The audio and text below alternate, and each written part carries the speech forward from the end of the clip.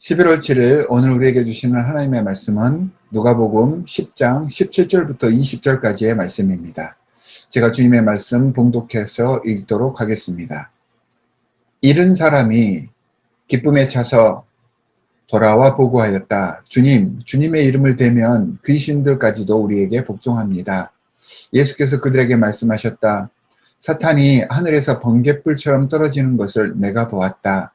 보아라, 내가 너희에게 뱀과 전갈을 밟고 원수의 모든 세력을 누를 권세를 주었으니 아무것도 너희를 해하지 못할 것이다. 그러나 귀신들이 너희에게 굴복한다고 해서 기뻐하지 말고 너희의 이름이 하늘에 기록된 것을 기뻐하여라. 주님의 말씀입니다. 70인 제자단을 파송한 말씀을 오늘 말씀에서는 소개하고 있습니다. 그리고 제자단을 파송한 이유를 추수할 것이 많되 일꾼이 적어서다 라고 설명을 해 주십니다. 여기에 보면 예수 그리스도께서 생각하고 바라보는 세상은 그저 악하고 더 이상 어떤 희망도 없는 곳이 아니라 추수할 것이 차고 넘치는 우리가 나아가야 할 곳으로 바라보고 계십니다. 이 말 속에는 많은 의미가 내포되어 있습니다. 우리가 세상에 속한 사람들이다 라고 하는 의미도 포함되어 있고요. 우리의 삶의 모습을 통해 얼마든지 이 세상 속에서 하나님께서 원하시는 열매들이 우리를 통해서 수확될 수 있다라고 하는 의미도 됩니다. 세상이 배척하고 무시하고 밀어내는 대상만은 아니라는 것입니다. 이 세상이 바로 우리들의 삶의 터전이고 우리 일꾼들이 머무르고 있는 곳이며 그 영향력을 발휘해야 하는 곳임을 이 말씀을 통해서 드러내 주신 것입니다. 사실 이 70인 제자단의 역할이 바로 현대 교회의 역할입니다. 그런데 이렇게 제자단을 파송하시면서 꼭 둘이 하나가 되어 나아가게 하셨습니다.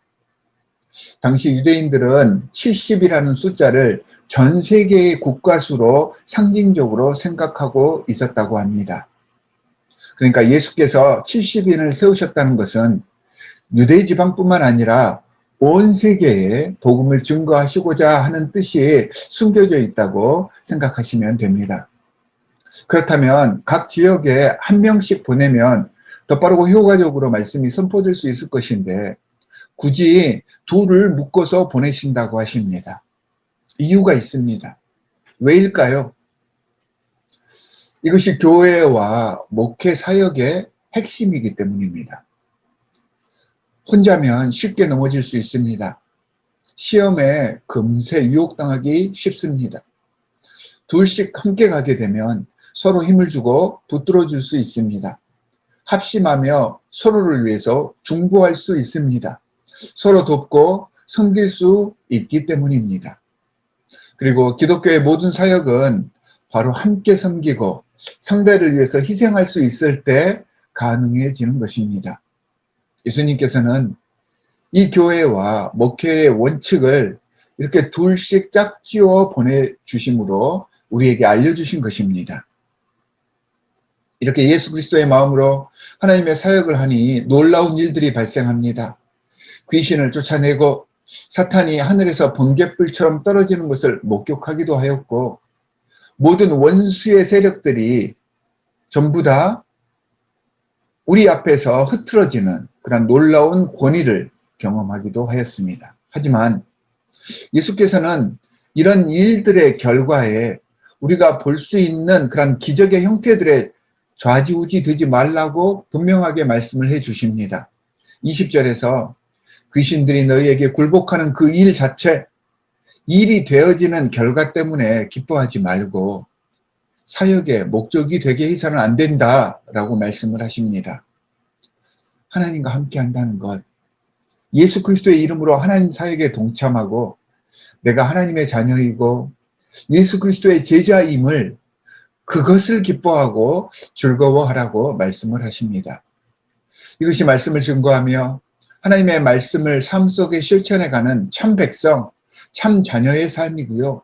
이런 자세가 하나님으로부터 오는 모든 보호와 복과 평안을 제공받게 한다라고 예수님께서는 말씀해 주고 있는 것입니다.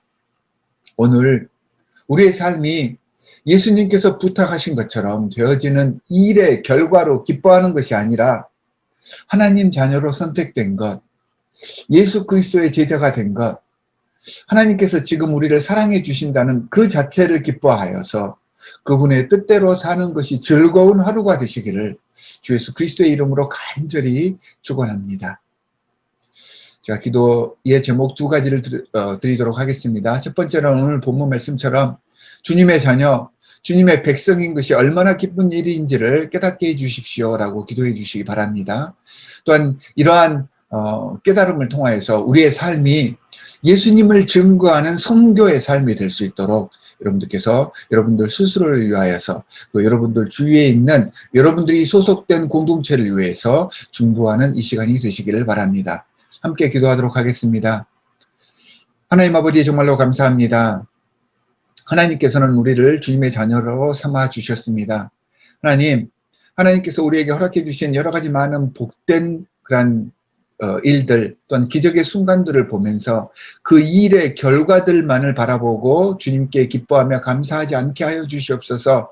일의 결과보다는 일어난 우리가 목격한 그런 기적의 순간들보다는 하나님께서 우리를 얼마나 사랑하고 계시고 또한 우리가 하나님의 제자이고 하나님의 자녀임을 기뻐할 줄 아는 영성을 저희에게 허락하여 주시옵소서. 이 영성을 바탕으로 주 예수 그리스도의 말씀이 우리 삶 속에서 모든 사람들에게 증거되어지기를 바라오니 우리의 삶을 통하여서 우리를 주님 복음 증거의 도구로 사용하여 주시옵소서. 오늘 하루도 주님께 주님께 감사하며 주님께 항상 나아가기를 간절히 바라는 하나님, 주님 자녀가 되었음을 기뻐하는 삶이 되어질 수 있도록 인도하여 줄 믿으며 우리를 원하신 주 예수 그리스도의 이름으로 기도하옵나이다. 아멘.